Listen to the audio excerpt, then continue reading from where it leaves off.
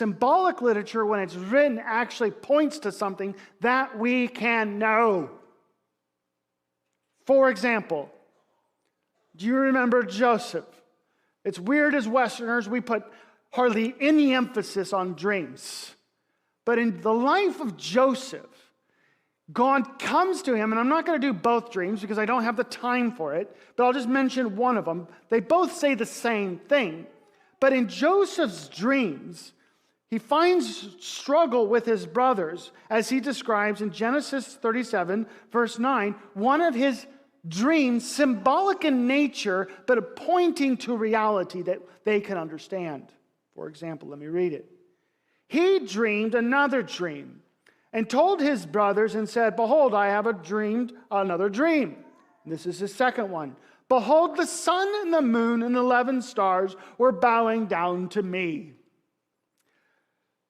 What's helpful is that we get to see how they immediately understood the context of that which was symbolic being realized in a realistic pattern for them.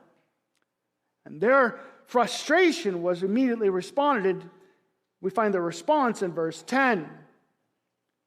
It's foreign to us because we don't understand maybe the perspective that those things were revealed, yet we are allowed to see their understanding in verse 10. But when he told it to his father and to his brothers, his father rebuked him and said to him, "What is this dream that you have dreamed? Shall I and your mother?" Jacob, the father of Joseph, immediately recognizes in the cultural understanding that the sun is representation of the father, and the moon is the representation of the mother.